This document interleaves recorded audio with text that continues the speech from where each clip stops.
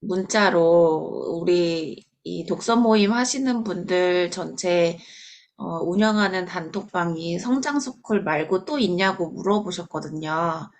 그래서 지난 시간에는 아예 이 얘기 안건을 꺼내지 못했고 오늘은 한번 여쭤보려고 하거든요. 이따가 끝나는 시간에 마무리할 때 한 번 더 여쭤볼게요. 한번 생각해 보시고 네, 따로 음, 오픈 채팅방이 아니어도 단톡방을 운영한다든지 뭐 다른 방법, 방안이 있으면 네, 서로 의견을 맞춰서 운영하는 방안을 모색해봐도 좋을 것 같아요. 먼저 저는 그 오늘 결정하신 대로 따르겠고요. 어떤 내용이든지 간에. 그리고 네, 제가 10시 반에 또 회의가 하나 있어서, 어, 네, 그때 미리 말씀 나누기 전에 나가야 될 것 같아가지고, 말씀드립니다. 네. 저희 자기 탐색 독서 모임은 9시 반에서 10시 반까지 1시간을 네. 계획 세웠는데 오늘 10분 늦게 시작해서 한번 보도록 하겠습니다. 상황을 좀 볼게요. 네. 네, 시작하도록 하겠습니다. 공유된 화면 보이시나요? 네. 네, 지난 시간에 못 오신 분도 계시고 해서 한번 더 훑으면서 보도록 하겠습니다. 앞에 슬라이드는 거의 다 똑같고요. 저는 이런 자격을 가지고 있는 사람입니다. 이 내면 소통을 선택하게 된 이유는 회복 탄력성으로 이미 김주환 교수님을 알고 있었거든요. 그런데 이제 10년의 연구 끝에 이렇게 벽돌책이라는 무려 3cm나 되는 이 책을 지난 작년에 접하면서 이 책을 한번 읽어보고 깊이 있게 내 것으로 소화해내면 좋겠다라고 생각을 했고, 지난 7월에는 불안하니까 사람이다. 정신과 의사 김현철 선생님이 쓴 책으로 독서 모임을 진행을 했었는데, 지속적인 독서 모임, 특히 자기 탐색을 하고 싶어 하시는 분들도 계시고, 저도 그런 욕구가 있어서 지속하게 되었습니다. 그래서 구글 폼에 변함이 성장하고 싶은 것, 이것을 여쭤봤는데, 이렇게 대답을 해주셨어요. 그래서 지난 시간에는 내가 어떤 글을 썼는지 돌아가면서 발표하고 내가 이렇게 성장하고 싶다 소개도 하면서 했었는데 제일 밑에 동그라미 치신 분이 오늘 예, 처음 오신 노현서 선생님이 적어주신 글입니다. 내면 소통을 더 잘하는 사람이 되고 싶다. 한번 목소리 들려주실래요? 패스할까요? 네, 인사드리겠습니다. 안녕하세요. 네. 사회 적현상, 네, 부산에 사신다고 합니다. 넘어갈게요. 그래서 이 목차를 보니까요, 한 달 안에 끝내기는 좀 무리일 것 같아요.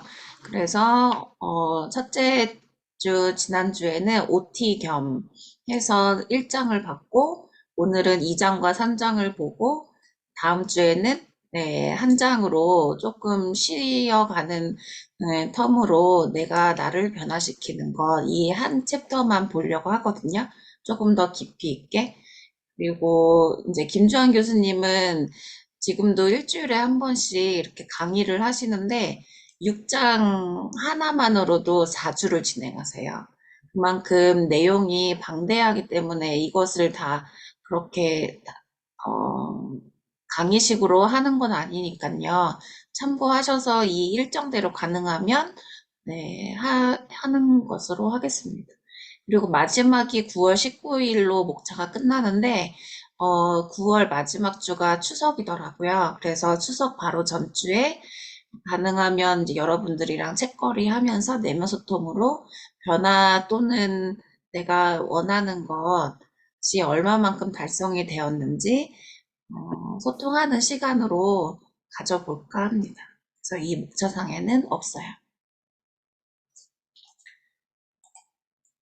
어, 이게 오늘 거네요. 지난 시간 거 한번 리뷰하려고 했는데, 네, 노현석 선생님한테는 지난 1장 메일이 아마 안 갔을 거예요. 그 1장 내용도 따로 드리도록 하겠습니다. 그러면 2장을 바로 넘어갈게요. 2장, 3장 읽고 오신 분, 이미 완독을 하신 분도 여기 계세요. 음,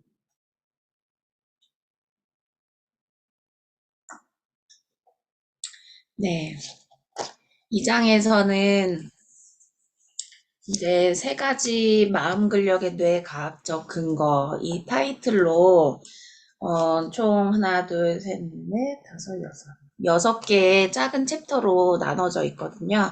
먼저 인간 존재의 세 가지 범주와 마음 근력. 여기에서는 우리가 살면서 마주하는 그런 문제가 나 자신과의 문제, 또 다른 사람과의 문제, 그 다음에 이제 그것이라고 불려지는 사물, 사건과의 문제, 이렇게 세 가지로 구분을 하는데, 이 세 가지가 강한 마음 근력을 지닌다는 것 자체가 어떤 의미를 가졌냐.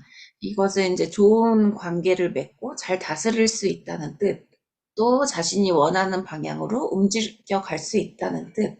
이것이 인간 존재, 내가 존재하는 이유가 나 자신, 다른 사람과 또는 어떤 사물이나 사건과의 그런 관계에서 마음 근력이 있다. 네, 가장 중요한 건 내가 통제하고 컨트롤할 수 있다라는 것이 내가 원하는 방향으로, 내가 원하는 목표대로, 내가 원하는 변화가 있다면 그 변화를 추구하는 방향대로 움직여갈 수 있는 것이 마음 근력을 지녔다라고 얘기를 하고 있습니다. 그리고 작은 두 번째 주제에서는 인간 존재의 세 가지 범주와 마음 근력은 또 어떤 내용을 가지고 있느냐. 이것이 나, 그리고 타인, 세상, 이렇게 소통을 잘하고 건강한 관계를 맺는 능력을 가지려면 회복 탄력성에 나온 것처럼 자기 조절력이 있어야 되고, 대인 관계력이 있어야 되고, 자기 동기력이 있어야 된다. 근데 이 중 가장 기본이 되는 것이 자기 조절력이다라고 보고 있습니다. 그래서 자기 조절력이라고 하면 나 자신과의 소통, 또 자기 성찰, 이걸 꿰뚫어 봄으로 나와 있고, 또 내 대인 관계력은 타인과의 소통, 통합과 연결, 이것이 되돌아봄으로 나타나 있습니다. 또 자기 동기력, 이것은 제가 초반에 봤던 다른 책에서는 긍정성이라고 나와 있어요. 그런데 이 내면 소통에서는 자기 동기력이라고 개념이 되어 있어요. 그래서 세상과의 소통, 또 열정과 변화, 이것을 이제 둘러봄으로 표현을 하고 있습니다. 그렇다면 이 세 가지, 마음 근력에 대한 것이 자기 조절력과 나 자신과의 소통, 이것이 가장 기본이라고 했는데, 그렇다면 자기 조절력이 무엇인가? 이것은 내가 나를 제대로 존중하고 조절하는 능력이 자기 조절력이다. 라고 보고 있습니다. 우선 나 자신한테 얼마만큼 집중할 수 있느냐, 또 내가 하고자 하는 일이 있을 때 그 특정한 대상에 얼마만큼 집중을 할 수 있느냐, 그리고 현재 내가 느끼고 있는 그런 감정이 내가 지금 처해져 있는 이런 상황에서 얼마만큼 조절할 수 있고 객관적으로 바라볼 수 있느냐. 그리고 이제 어웨어니스라고 얘기한 알아차림이 이것이 이제 감정 조절 능력에서는 재평가하는 것이라고 표현이 되고 있습니다. 그렇다면 이 감정 조절 능력은 이 뇌에서 어느 부위에서 주관을 하고 있느냐? 이것은 크게 보면은 이제 전두엽 안에 변형계가 있어요. 그 안에 VMPFC라는 복내츠 전전두 피질에서 나옵니다. 이거 용어를 읽는 방법을 아실까요? 끝에서부터 C, F, P, 그 다음에 앞으로 M, V가 이렇게 붙어 있는데 점점 깊이 들어갈수록 앞에 소문자가 계속 붙는 거예요. C가 껍질이거든요. 그러니까 전두엽에 있는 껍질에 대한 이 뇌 부위를 이니셜로 이렇게 표현을 한 거예요. 그래서 그렇게 이해하시면 될 것 같고, 그리고 감정 인지하고 조절하는 이런 능력들이 감사함을 느끼는 상황에서 가장 활성화되어 있고, 의사결정 과정에도 관여하고 있는 부위입니다. 그래서 조절력에 있어서 가장 중요한 부분인데, 마음의 근육으로서 자기 조절을 할 수 있는 방법은 주의 집중력 향상을 시키는 것 중에 명상을 소개하고 있어요. 우리 지난 1장에서도 나와 있던 것처럼 세 가지 자아가 이런 여러 가지 경험을 했을 때 그 경험 안에서 내가 나레이션 이런 하는 것, 내가 얼마만큼 이것을 이야기로 셀프로 풀어나가느냐에 따라서 기억이 되는 것이 이제 이렇게 깔때기처럼 옆에 있는 그림처럼 나타난다는 거죠. 그래서 기억 자아가 우리가 일반적으로 얘기하는 나예요. 개별 자아, 에고라고 표현이 되어 있는 나인 거고, 경험 자아는 지금 여기 here and now에서 매 순간 경험을 이야기로 풀어나가는 거. 그러니까 여러 가지 재료라고 보시면 돼요. 여러 가지 경험을 통해서 내가 여러 가지 경험했던 재료들을 가지고 기억을 해 나가는 거. 그리고 배경자라는 것은 하나의 비유라고 표현을 하자라고 하면 태양이 있고 그 태양이 창문을 거쳐서 그런 햇살이 나오는 그런 창을 얘기할 때 창문이 햇살로 인해서 환하게 비춰진다라고 했을 때 그 환하게 비춰지는 원래의 존재 그게 태양이잖아요. 그래서 배경자는 태양이라고 이해하시면 될 것 같아요. 그래서 알아차리는 주체가 배경자다. 이게 이제 오늘은 2장, 3장을 하는데 4장에서 배경자에 대해서 또 구체적으로 나옵니다. 그때 같이 또 보도록 하겠습니다. 이제 회복 탄력성이라는 것이 무엇인가? 우리가 자기 조절력이 가장 기본이라고 했는데요. 이런 자기 조절 능력과 대인관계 능력, 자기 동기력, 이 긍정성 안에는 각각의 세 가지 지수로 나눠져 있어요. 그래서 세 가지 지수를 총합을 했을 때, 나는 회복 탄력성이 높은 사람인가, 낮은 사람인가, 이것을 이제 53문항짜리 설문을 제가 같이 링크를 드렸거든요. 메일을 보시면 이 회복 탄력성 검사를 하실 수가 있고 혹시 못 받으셨다라고 하면 다시 보내드리도록 하겠습니다. 그래서 이것을 다 보내드렸는데 그럼에도 불구하고 네, 이것을 하신 분은 3분밖에 안 계시더라고요. 그래서 여기에 계신 분 중에 안 하신 분들은 차후 네, 이 독서 모임이 끝나기 전까지 네, 당장 다음 주까지가 아니라 네, 이 독서 모임이 끝나기 전까지 주시면 네, 한 번씩 점검해 드리는 차원에서 해드리도록 하겠습니다. 회복 탄력성이라고 하면 레질리언스라고 부르거든요. 이 레질리언스 이 영재 발굴단에서 스티븐 호킹 박사에 대해서 나왔어요. 이분이 천문학 여러 또 박사, 천재 물리학자, 저는 이 채널을 통해서 처음 알게 된 분이긴 한데, 그래도 회복 탄력성이라는 이런 검사 도구가 그 당시에도 있었다라고 하면 최고 점수를 받지 않았을까. 그렇게 소개가 되고 있습니다.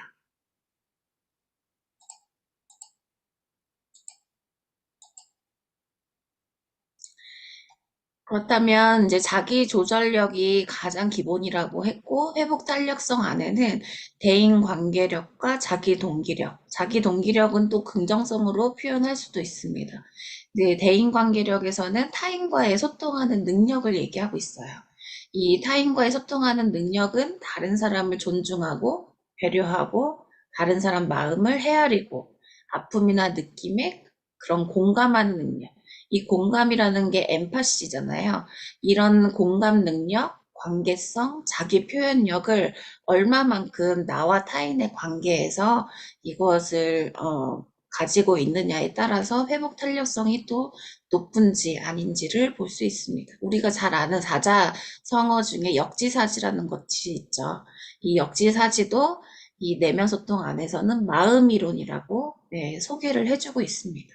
그래서 다른 사람의 입장이나 의도를 파악하고 이해할 수 있는 능력이 바로 대인관계력에서 타인과의 소통 능력이라고 얘기를 하고 있어요. 그러면 이제 예를 들어서 소개해 준 것 중에 자폐증 또는 감정표현 불능증을 가진 사람은 이런 타인과의 소통 능력이 얼마만큼 기능상으로 제한이 되어 있나, 잘 원활하게 기능을 강화시킬 수 있는 사람인가, 이런 부분에 대해서도 언급을 했어요. 여러분들 생각할 때는 어떠세요? 자폐증을 가진 사람은 대인관계력에서 소통 능력이 좋을까요? 아니면 현저하게 기능이 낮을까요? 어떻게 생각하세요? 기능이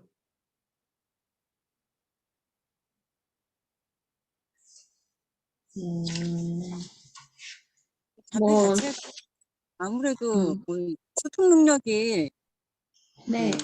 있는 그 상태잖아요. 근데 뭐 당연히 안 좋겠죠? 이게 이제 결국 93페이지에 나와 있는데 마음이론과 자아, 자각 능력에 이상이 생겨서 소통 능력을 발휘하지 못하는 질환, 이렇게 자폐증이라고 소개를 해주고 있어요. 우리가 이제 알코올 중독이든 도박 중독이든 중독에도 종류가 굉장히 많잖아요. 근데 우리가 중독을 뇌병이라고 얘기를 해요. 이거를 뇌병이라고 하는 이유는 뇌 기능을 제대로 원활하게 하지 못하는 병이기 때문에 뇌병이라고 얘기를 해요. 그것처럼 자폐도 이제 자아 능력에 이상이 생겨서 소통 능력을 발휘하지 못하는 그런 기능상의 문제로 생긴 질환이기 때문에 제한이 있다라는 것을 알고 계시면 될 것 같습니다. 그리고 대인관계 이런 타인과의 소통 능력에서는 긍정적인 정서가 대인관계력을 키워준다. 이렇게 당연한 얘기를 하고 있죠. 또 마지막 자기 동기력. 자기 동기력은 이제 그것이 세상이든 사건이든 이런 세상과의 소통 능력을 얘기하고 있어요. 그래서 내가 세상에서 열정적으로 발휘하는 능력으로는 그 안에 내재 동기, 자율성, 유능성, 열정 등이 포함된다라고 보고 있어요. 근데 가장 중요한 건 내가 어떤 식으로 어떤 문제를 해결해 나가야 되는지 스스로 그런 동기를 부여할 수 있는 능력을 자기 동기력이라고 표현을 해요. 근데 내가 어떤 일을 할 때 가장 즐거운가, 이것을 이제 내적 동기이고 이걸 다시 말하면 자율성이라고 표현을 해요.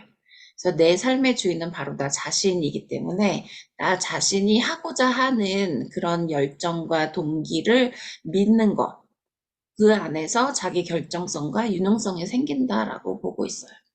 이걸 또 다시 말하면 이제 자기 효능감이라고도 말을 할 수가 있어요. 내가 해본 거에 대해서 이런 효과적으로 성취감을 느꼈을 때, 여기선 유능감이라고 또 유능성이라고 표현이 되어 있는데, 이러한 나 자신이 할 수 있다라는 그런 믿음이 있을 때 세상과의 소통 능력에서도 자신감이 생긴다라는 거죠. 그래서 자기 동기력이 강한 사람일수록 높은 수준의 문제 해결력을 발휘한다. 이것을 다른 이름으로는 또 창의성이라고 소개가 되고 있습니다.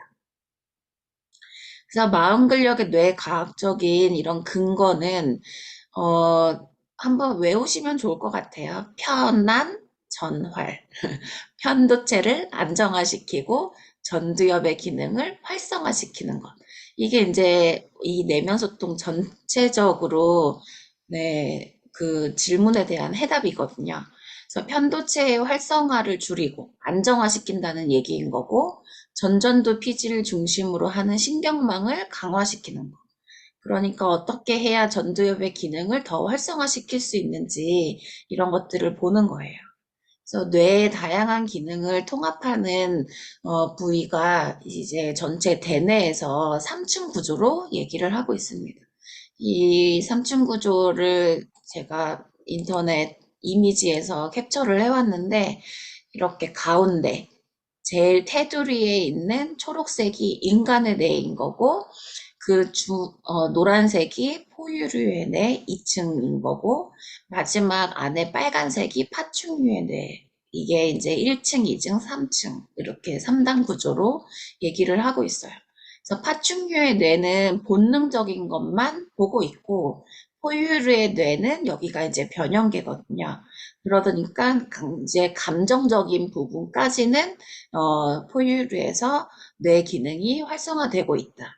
마지막 이제 인간의 뇌는 전두엽까지 사고하고 판단하는 능력이 있는 인간의 뇌이기 때문에 동물 포유류에서는 감당하지 못하는 이런 사고까지도 하게 된다라는 걸 보고 있습니다.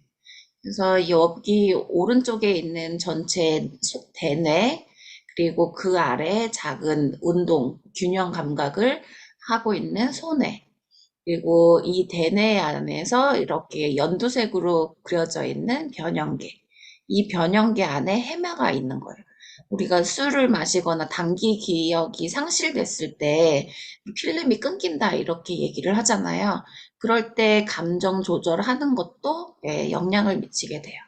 그리고 뇌에 가는 이제 순뇌라고도 하고 뇌와 척수가 연결되기도 하죠. 그래서 이런 전반적인 뇌는 감정을 조절해주면서 전체적으로 사고도 할 수 있는 이런 대뇌 구조를 가지고 있어요. 그래서 알코올 중독자의 뇌를 fMRI로 찍어봤을 때 이렇게 뇌 혈류량을 비교해 본 사진이에요. 그래서 정상인의 뇌에서는 술병을 봤을 때 음주 사진을 봤을 때는 이런 시각적인 이런 대뇌의 반응이 여기 이렇게 하나로만 보이거든요. 그런데 알코올 중독자의 뇌에서는 사방팔방으로 빨갛게 이렇게 혈류량을 보이고 있어요.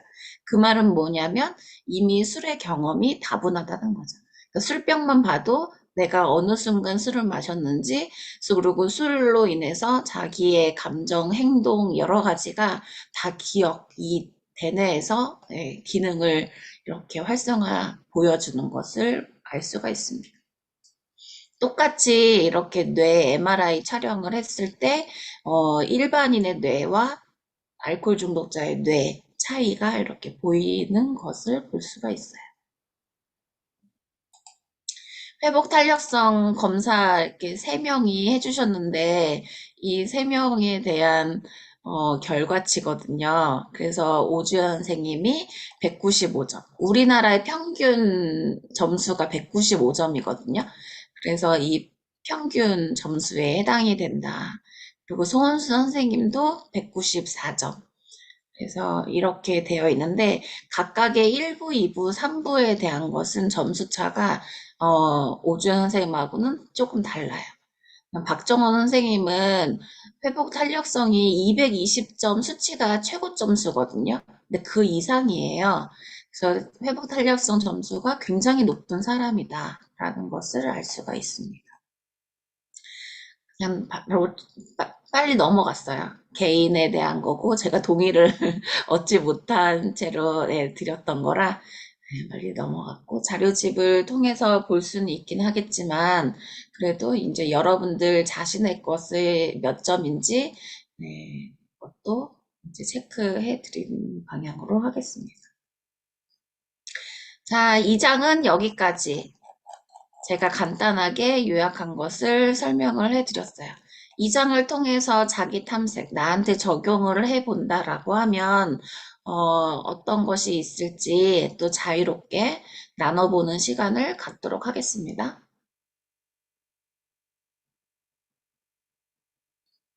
준비가 되신 분부터 말씀을 해주세요.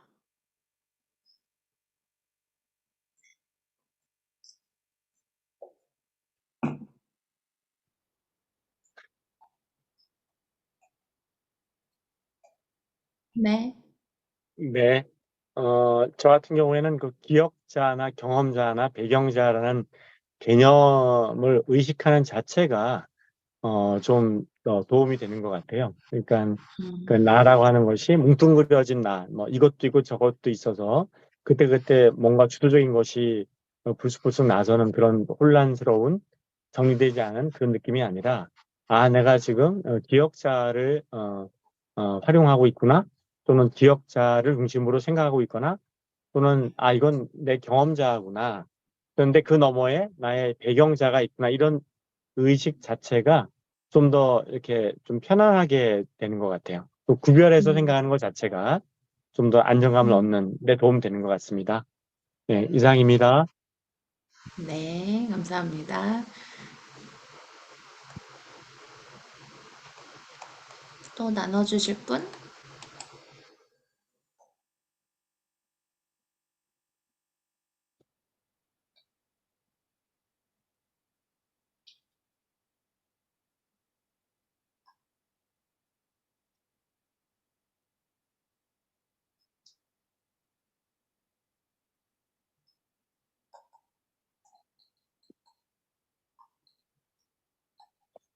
뭐, 이렇게 제가 나눌 거를 뭐 준비를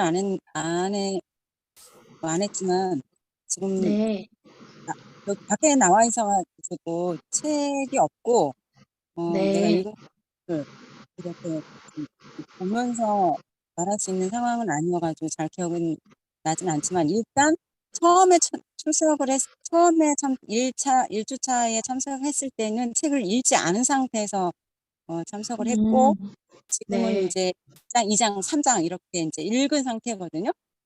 네, 근데 어쨌든 이제 이 책을 접하면서, 어, 굉장히 궁금했어요. 이분이 어떻게 책을 썼을까? 그게 되게 음, 궁금했는데, 굉장히, 굉장히 내용이, 어, 선명하고, 문장도 짧으면서 깔끔하게 알아들을 수 있고, 근데 중간중간에 약간 어려운 부분이 있긴 하지만, 전체적으로 너무, 어, 쉽고, 문장이 너무 깔끔하고, 너무 잘 알아들을 수 있게끔, 이렇게 그 쓰신 거를 보고, 정말 정말 마음에 들었어요.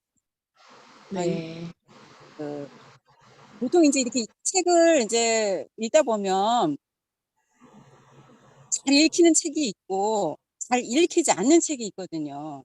맞아요.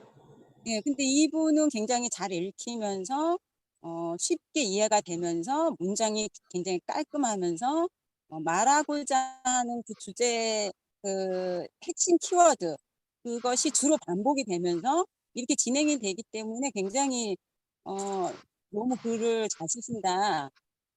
라는 생각이 들어서 정말 이렇게 글이 너무너무 이 벽돌 같은 책을 그렇게 네, 읽혀지는 것 같으면 끝까지 읽기 어려울 것 같아요. 근데, 맞아요. 네, 음, 끝까지 읽을 수 있는 책이에요. 두껍지만. 너무 네, 마음에 들었고요. 저는 이제 뭐 이렇게 그 내면 소통이라는 이 주제에 그거를 이 책을 접하기 전에 그 신경 가소성에 대해서 많이 제가 좀 이해를 많이 한 상태이기도 하고 내면 네, 소통이 엄청 안 되던 제가 내면 소통이 어느 시점을 기준으로 해서 그게 이제 급격히 되면서 이제 마음에 관한 내가 나를 알아차리는 것들 그런 부분들을 많이 음, 이렇게 경험을 하면서 왔기 때문에 이 책이 그냥 잘 알아들어요. 잘 알아듣겠어요, 음, 말귀를. 근데 이런 거 음, 안 해보신 분들은 진짜 맑게 알아들을 좀 어려워할 수도 있겠다라는 생각이 들거든요. 음, 자기의 마음을 알아차림 같은 그런 이런 경험을 많이 생각하지 않고 사신 분들은 왜 이렇게까지 그 자기 마음에 대해서 이렇게까지 뭐 구체적으로 낱낱이 파헤쳐서 이렇게 펼쳐서 이걸 얘기해야 되나 이런 생각이 들 수도 있을 것 같다는 생각이 좀 들었거든요. 네, 그런데 이제 저는 이제 이 장에서 이제 질문이 네, 있다면 그런 거예요. 그 아까 뭐 중독자의 뇌 그리고 그 자폐증의 뇌 대해서 말씀을 네, 하셨잖아요. 네. 이런 분들은 이제 말씀하시기를 뇌가 지금 잘못되어 있는 거잖아요, 말하자면. 뇌 정이 기능이 약화된 거죠. 기능이 지금 잘못되어 있는 거잖아요. 정상적인 뇌의 기능이 이제 안 되는 상태잖아요. 네, 그러면 이분들에게 마음 근력이라는 이런 주제를 가지고 그 마음 근력을 훈련해서 이분들이 좋아질 수 있는 그런 길, 방법 이런 게 얼마나 효과가 있을까? 그런 거에 대한 효과나 그런 분들에 대한 치유 이런 거에 대한 소망 있는 어떤 메시지 그런 게 있을까? 네, 이런 생각을 하면서 네, 그 책을 봤던 것 같아요.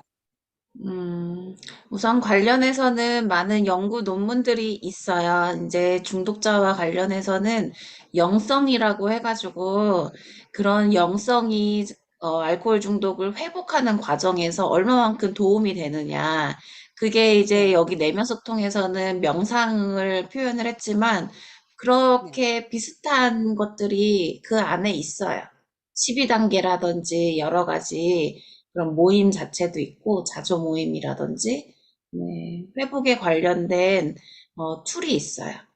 근데 결국은 이게 다 신경 전달 물질상의 문제이기 때문에 도파민이 얼마만큼 분비가 되느냐에 따라서 뇌 기능이 저하가 되고 기능상의 마비가 오고 그걸 스스로 의지로 컨트롤할 수 없는 그런 부분들이어서 네, 이거 어, 뭐 내면 그래서 소통이나 이런 회복과 관련된 이걸로만은 어렵죠. 네, 그 말씀을 하려는 게 제 의도였어요. 이 마음 음, 근력 이 부분으로 그런 분들에게 구체적으로 도움이 될 수 있는 어떤 희망이나 소망 이런 거를 근접시키기는 좀 어려운 부분이 있다. 요 말을 조금 하려고 했었던 게 제 의도였어요. 네. 뭐가 됐든 삼박자가 맞아야 돼요. 하나만으로는 힘들어요. 네, 또 다른 분 말씀해 주실 수 있으시면 네, 2장에 대해서 한 번 더 언급해 주시고 이제 3장으로 넘어가도록 하겠습니다. 아, 네. 네, 화면을 킨 게 저밖에 그다음 저인 것 같아가지고요. 네, 안녕하세요. 네, 박정은입니다. 이거 지난번에 말씀드린 것처럼 같이 낭독으로 읽었는데 그때는 이제 속도를 타인이 읽어주는 속도에 맞추다 보니까 제 속도에 못 맞췄기 때문에 내용이 좀 더 잘 안 들었던 것 같아요. 그런데 지금 이게 제가 천천히 읽고 이해 안 되는 부분 다시 읽고 밑줄 치면서 읽으니까 지난번보다는 더 잘 이해가 됐고 또 이렇게 요약을 해주시는 걸 다시 보니까 참 좋은 것 같아요. 그래서 제가 이번에는 그 오전에 중독 예방 양육이라는 책을 봤는데 거기에서 자기조절력이 나오더라고요. 그래서 자기조절 네, 다시 한번 보게 됐고 자기조절력이 높으면 중독에 빠질 위험이 없다 뭐 이런 내용이 있었어요. 그래서 나 자신을 조절하는 능력 그리고 여기서 말하는 대인관계력 그리고 자기 동기력 이 부분에 대해서 다시 생각하게 되고 나와 나 자신과의 소통, 나와 타인과의 소통 그리고 나와 세상 일 이렇게 다시 또 소통하는 이 부분에 대해서 좀 더 많이 생각을 해보게 된 것 같아요. 내용은 재밌었는데, 참 책을 읽는 시간을 확보하는 게 쉽지는 않은 것 같아요. 네, 쉽지 네. 않으시죠? 맞아요. 저도 집중해서 이렇게 1시간 집중해서 읽으면 한 챕터씩 네, 읽을 수 있게 되더라고요. 근데 그 시간을 확보하는 것이 네, 늘 문제죠. 노현석 네, 선생님도 요약해 주신 거를 좀 이렇게 네, 보면서 그런 생각이 들었어요. 네, 이게 요즘 제가 이제 저도 이제 멘탈 코칭 하면서 계속 그 하는 게 뭐냐면 이게 이제 자기 자신과의 대화를 많이 하는 사람, 그리고 타인과의 대화를 많이 하는 사람이 어 이제 뭐랄까요? 그러면서 다른 사람을 공감하고 또 나 자신도 공감하고 이런 것들이 좀 많이 필요하다. 그래서 그런 거를 잘 하는 사람은 이 소통 능력이 이제 결국은 있는 사람이고, 그런 사람들의 결국은 마음도 좀 더 건강해지지 않나. 그리고 아까 그 3장 넘어갔던 그거를 보면서 또 이장원 이야기 하는 거죠. 네. 아, 그런 이장원 얘기를. 말씀하셔도 돼요. 네네. 그래서 결국은 뭐랄까요. 이게 계속 이제 뭐 무슨 책을 봐도 계속 나오는 게 이 마음이라는 것은 우리 몸 상태에 따라서 또 달라지고, 그리고 이제 아까 이제 영성도 말씀하셨는데 그런 음, 거에 따라서도 또 더 달라지고 하는 거라서 이 마음 권력이라는 것은 그야말로 몸과 그다음에 우리의 이제 정신과 영적인 부분을 다 골고루 뭔가 이렇게 좀 해야 되는 부분이구나 하는 것을 다시 한번 이 책을 음. 통해서도 느끼고 있습니다. 감사합니다. 네, 감사합니다. 이제 3장으로 넘어가 볼까요? 혹시 이승우 선생님은 하실 말씀 있으시면 네, 말씀해 주셔도 되고, 아까 노트북에 소리가 안 된다고 하셔가지고 우선 패스하도록 하겠습니다.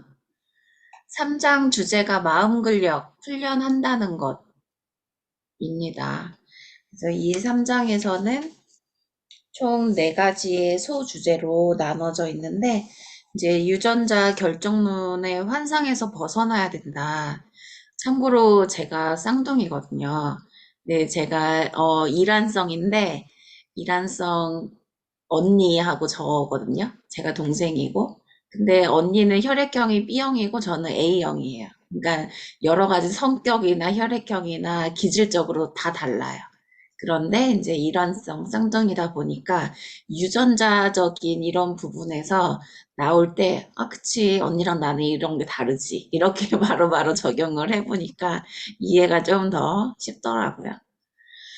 네, 유전 결정론의 환상에서 벗어나야 된다. 나 자신은 변하기 어렵다. 이런 고정관념이 있다라고 하면 그게 이제 마음 근력 훈련하는 데 있어서 가장 큰 적이라고 얘기를 하고, 유전자에 대한 환상이 마음 근력 훈련을 방해하는 요소다. 그래서 그런 한계를 설정해 두는 고정관념이 있다면 이것부터 이제 해체하는 거, 버려야 되는 거, 이것을 강조하고 있습니다. 그리고 IQ, 이것은 이제 성취 역량을 결정하지 않는다라는 결론을 내리게 되었다고 안내를 해주고 있고요. 그래서 마음 근력은 후천적으로 더 많이 결정된다. 여기에서 이제 환경의 중요성을 얘기하거든요.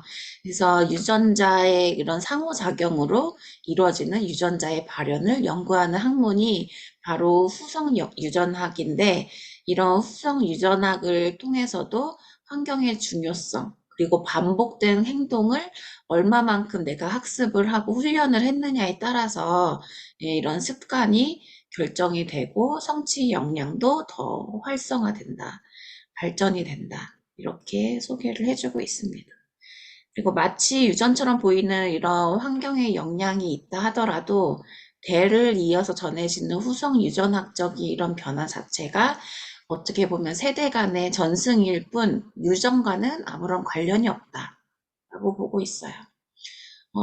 중독에 계속 빗대어서 말씀드려서 이해가 될지는 잘 모르겠는데, 우리가 가족병이라고 얘기하는 것 중에 하나가 바로 중독이거든요. 그러니까 이게 이제 유전적인 부분이 더 강하다라고 표현하기 위해서 가족력이 있느냐 없느냐 이것을 보는 거거든요. 그런데 마음 근력 이 부분에 대해서는 유전과는 아무런 관련이 없다. 또 이렇게 나오니까 저도 약간 혼란이 되긴 했었는데, 그래도 중요한 건 무시할 수 없는 부분이기도 한 환경이라는 거. 여기에 대해서는 저도 동의하는 바입니다. 부모 자체가 중요한 환경이다. 이것을 여러 가지 실험을 했었죠. 원숭이도 실험을 했었고, 철제의 원숭이와 그 철제에 담요를 준 원숭이. 이런 실험들이 굉장히 많아요. 그러니까 어미의 손길과 사랑, 또 핥고 쓰다듬는 이런 스킨십, 이것은 쥐나 원숭이의 뇌 발달과 또 학습 능력 향상에도 결정적으로 영향을 끼친다라는 거죠. 또 조현병에 관련돼서도 일란성 쌍둥이 연구가 있어요. 이거 자체도 이제 설계도에 불과할 뿐이다. 유전자 조절 과정에 강한 영향을 미치는 것은 환경이다. 라고 강조를 하고 있습니다. 그래서 모든 환경적인 조건을 의미하는 것, 이것이 이제 환경이라는 의미를, 개념을 풀어주면서 더 강조하고 있는 거죠. 그래서 후성 유전학의 관점에서 본 마음근력 훈련은 핵심이라고 하면 이 마음근력 훈련의 목적을 다시 한번 강조해주고 있어요. 그래서 후성 유전학적 관점에서 유전자 발현과 관련된 좋은 환경을 만들어주는 것. 이것이 마음근력 훈련의 목적이다. 라고 보고 있습니다. 그래서 유전적인 것도 무시할 수 없고 환경적인 것도 무시할 수 없기 때문에 이런 상호작용을 더 환경의 영향에 초점을 두면서 이런 환경에 의해서 조건을 지워주면서 계속적으로 훈련하는 것이 중요하다. 여기서는 마오의 유전자 논란이 있는 거에 대해서도 소개가 되고 있어요. 그래서 인간의 행동과 정신 건강에 영향을 미치는 이런 유전자가 있는데 이런 유전자 안에서는 어떻게 우리의 행동과 정신 건강에 영향을 미치느냐. 이런 SSRI와 관련된 것은 특히 우울증 진단을 받은 환자들한테 처방을 해주는 약 중에 프로작이라고 있어요. 이것을 행복알약이라고 표현도 하고 있고 또 마오의 이런 유전자 변형을 지닌 사람은 어린 시절에 학대를 받은 경험이 있을 때 더 폭력적인 성향을 보인다라고 보고 있어요. 그래서 이렇게 유전자와 환경의 상호작용이 중요하다라는 것을 다시 한번 강조를 해주고 있는데 유전자 변형이 있을수록 환경에 민감하게 반응을 보인대요. 그래서 좋은 환경에 노출이 된 사람은 더 좋은 효과를 발휘하게 되는 거고 나쁜 환경에 노출이 되어 있으면 더 나쁜 효과를 본다라는 얘기입니다. 그리고 이제 주의력 결핍 장애에 대한 환경적인 영향에 대해서도 소개를 해주고 있는데 이런 유전적인 기능, 뇌의 기능상의 결함이 있다 하더라도 아이의 두뇌 발달과 정신 건강에 가장 중요한 환경은 바로 부모의 감정 상태라고 보고 있어요. 그래서 육아와 관련된 정신과 의사 중에 가장 또 유명한 분이 오은영 박사님이잖아요. 그리고 진하영 교수도 있고 여러 정신과 의사분들이 똑같이 얘기하는 것 중에 하나가 부모의 이런 감정 상태 또는 의사소통 이런 부분에서 언제든지 일치성을 굉장히 중요하게 소개하고 있어요. 어떨 때는 기분이 좋고 어떨 때는 기분이 우울하고 이렇게 널뛰기처럼 감정 표현을 하는 게 아니라 언제든지 이런 평안한 스테이블한 이런 상태에 있을 때 자녀한테 대하는 태도나 이런 자세나 말이나 의사소통이나 이런 감정이 노출이 되어야지 주의력 결핍 장애가 있는 자녀라 할지라도 환경적인 영향에서 부모의 감정 상태가 가장 중요한 핵심의 환경이다라고 보여주고 있어요. 후성 유전학의 이런 관점에서 본 마음근력 훈련의 의미로 또 소개가 되는 것은 우리의 몸과 마음이 경험하는 환경을 바꿔줄 때 나 자신의 몸과 마음을 내가 원하는 방향으로 변화시켜 나가는 것. 이것이 바로 마음근력 훈련하는 데 있어서 목표이고 우리의 몸과 뇌가 경험하는 환경의 지속적인 변화를 가져오고자 하는 것이 바로 마음근력 훈련이다 라고 얘기를 해주고 있습니다. 다음 짝에 있는 것은 이제 정신과에서 저도 백병원, 대학병원에서 폐쇄병동 또 개방병동에 있는 환자분들이랑 1년 동안 같이 수련을 받으면서 이런 정신과에서 처방되는 약이 어떻게 기능을 보이는지 이런 약물 치료의 기전에 대한 공부도 하거든요. 근데 이 마음근력 내면 소통 안에서도 뇌가 이제 뇌과학적인 게 거의 전반적으로 기초가 되어 있다 보니까 이런 부분도 여러분들한테 소개를 해드릴 수 있는 것 같아요. 그래서 SSRI가 있을 때 이렇게 재흡수를 차단하는 그런 약물이 디프레션 이런 우울증 환자에게 있어서 더 좋은 효과를 줄 수 있는 것은 이렇게 여기 시냅스 도파민 재흡수를 차단해 주는 것, 이 시냅스 내에 도파민 증가 효과를 가져올 수 있다는 것. 이렇게 쭉색돌기나 수상돌기 이런 시냅스 사이사이에 있는 그런 돌기를 통해서 이런 신경전달 물질이 이 수용체 안에 얼마만큼 분비가 된 신경전달 물질이 잘 안착이 되고 서로 주고받고 하느냐에 따라서 얼마나 원하느냐에 따라서 신경전달 물질이 얼마만큼 활성화되느냐에 따라서 효과가 조금 더 달라진다. 물론 개인차가 있겠죠. 그럼에도 불구하고 이제 전반적으로 우울증이나 조현병이나 불안장애나 거기에 맞는 약이 다 기능을 이렇게 이 수용체 안에서 다 달라진다라는 것을 알 수가 있습니다. 사람이 태어나서 이 여기 오른쪽 표에 보면 앙팡에서 어덜트까지 이렇게 성장하는 과정이 있잖아요. 초기에 부정적인 이런 트레이트 기질이 있을 때 건강한 성인이 되어가는 이런 과정에서 까다로운 기질을 가진 자녀가 불안정한 애착을 갖게 되고 또 정서 조절을 하는 데 있어서의 어려움이나 인지 정서를 통합하는 데 있어서 어느 정도 기능이 결핍되어 있을 때 이제 ADHD나 이런 불안장애, 대인관계상의 이런 문제, 학령기의 적응 문제, 이런 다양한 문제들이 환경상에서도 거쳐진다라는 것을 알려주고 있는 표입니다. 그래서 건강한 성인, 자신이 어렸을 때 치료를 제대로 받지 못한 성인 안에서도 ADHD가 있을 수 있다라는 것을 볼 수가 있어요. 진단만 안 받았을 뿐이지 중독자가 성인이 되었을 때 그 히스토리를 잘 파악을 하다 보면 어린 시절에 이런 경험들이 더 많았다라는 것을 알 수가 있습니다. 그래서 이제 신경 가소성, 아까 소은수 선생님이 말씀을 해주셨는데 이런 신경 가소성이라는 것 자체가 마음 근력 훈련이 가져오는 변화예요. 가소성이라는 뜻이 인간의 뇌가 말랑말랑한 찰흙이나 플라스틱처럼 변형이 가능하다라는 뜻이에요. 그래서 새로운 자극이 주어졌을 때 그걸 입력을 해야 되잖아요. 근데 입력하는 데 있어서 기능이 잘 약화가 되어 있다라고 하면 온전히 받아들이는데 방해가 되죠.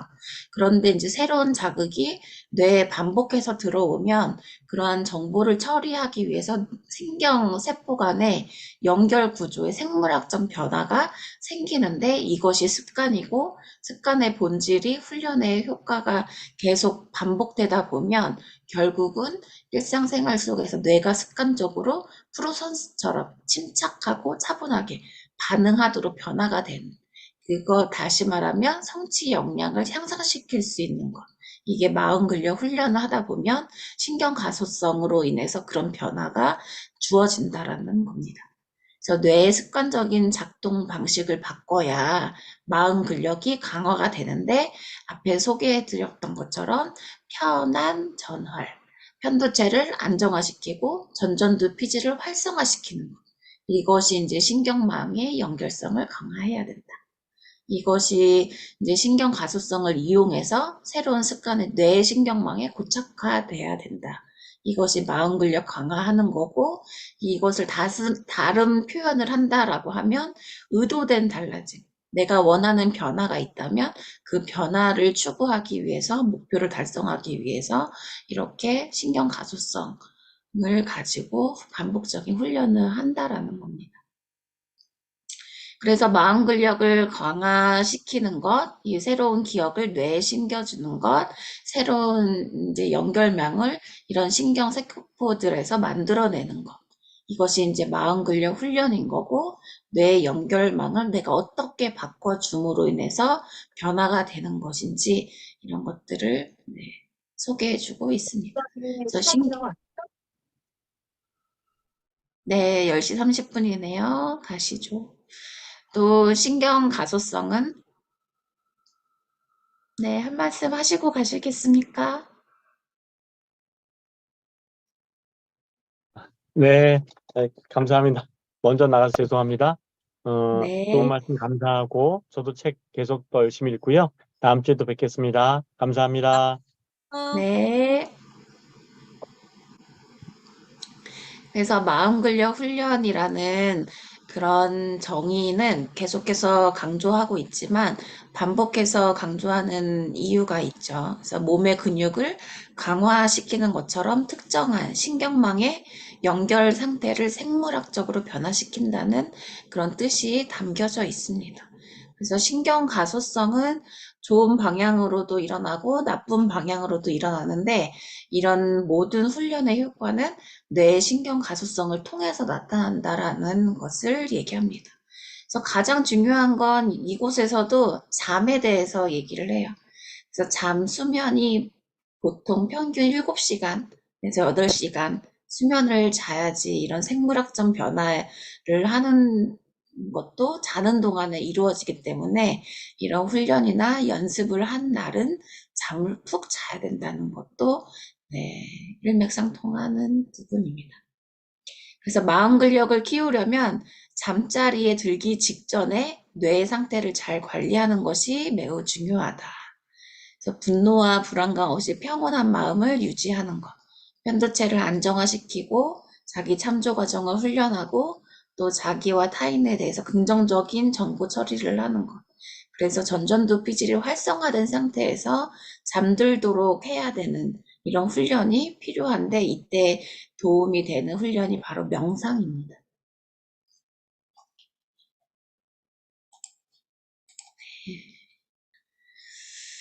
이렇게 이제 3장까지 살펴봤습니다. 2장하고 나눔했고 3장하고 또 나눔하면서 아까 말씀 못하셨던 부분들 있으시면 또 자유롭게 말씀해 주시면 되겠습니다.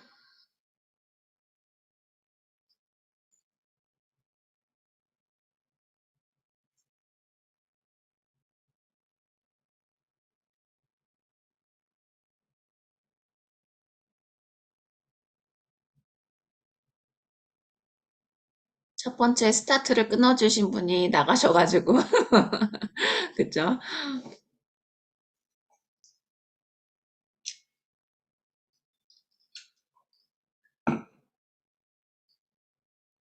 제가 앞쪽에서 이제 3장은 조금 더 많이 와줬던 게 많이 생각하게 됐던 부분이 유전자에 대한 부분이었어요. 왜냐하면 이제 아이들이 얘기할 때 DNA 떡 때문이다, 엄마 유전자 떡 때문이다, 막 이렇게 핑계나 이런 걸 많이 대잖아요. 그래서 여기에서 이제 지능이라든지 또는 어떤 부분에 대해서 DNA 유전자가 아니라 환경적인 이제 영향이 있었다는 것과 또는 그런 부분에서 이제 자기조절 아까 나왔던 자기조절력으로 인해서 반복적 학습이라든지 좋은 습관을 가져서 자기의 변화를 할 수가 있는 부분이잖아요. 그래서 아이들한테 말해줄 때 요 후성 유전학이라는 단어랑 자기조절 능력이랑 또 네. 유전보다 유전자 결정론에 이게 영향을 끼치지 않는다. 요렇게 이야기를 해줄 수 있어가지고 조금 더 좋았던 것 같고, 네, 그랬던 것 같습니다.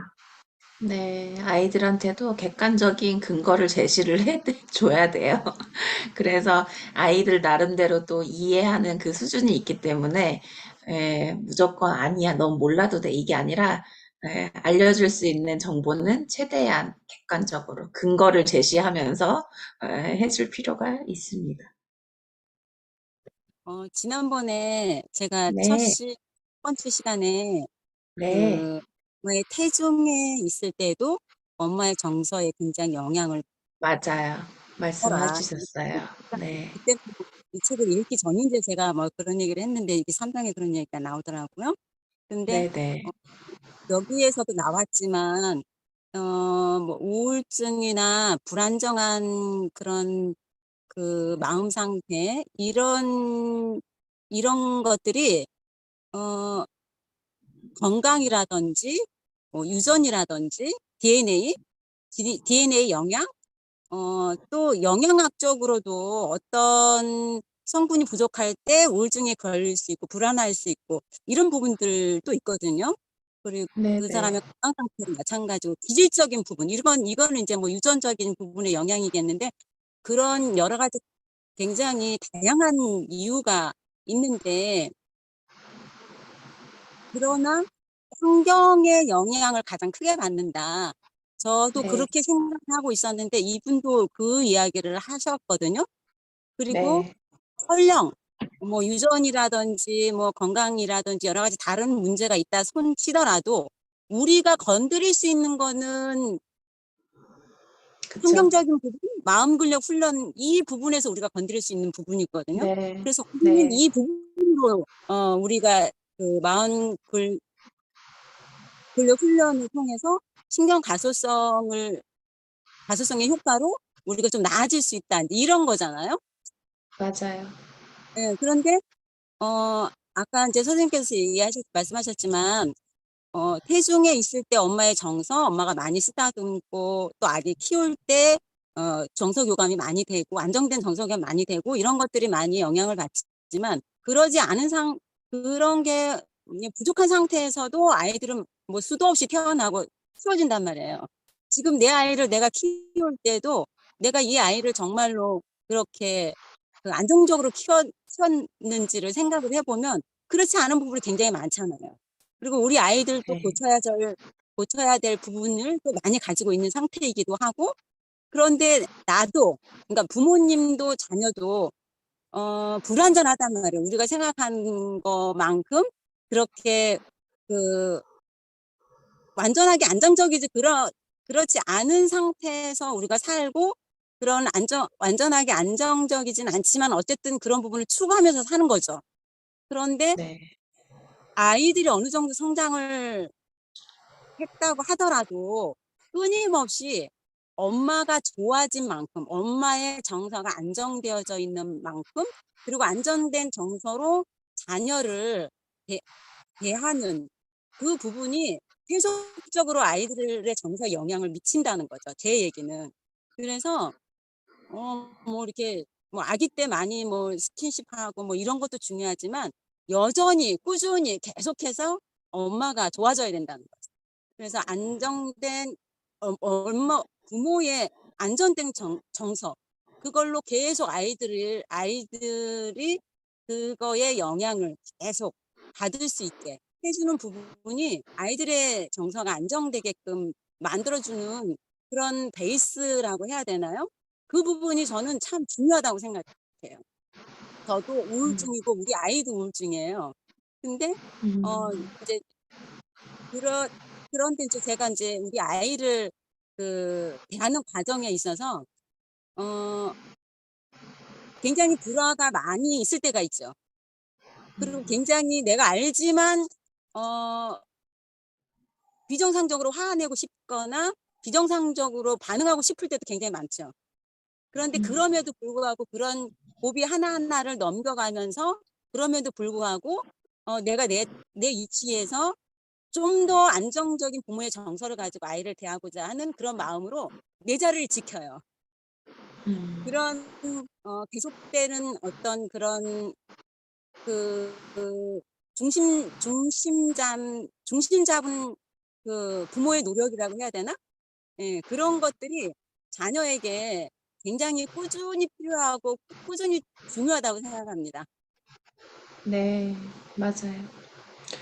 그게 이제 교류 분석 상담 안에서 쓰는 용어이긴 한데 스트로크예요. 그래서 인정 자극과 칭찬과 이런 관심이 긍정적으로 얼마만큼 지속 유지하느냐에 따라서 다른데 어찌 됐던 성인이 됐던 어린 아이가 됐던 일관적으로 계속 지속적으로 동일하게 주어주는 것이 예, 좋은 거죠. 또 다른 분 계실까요?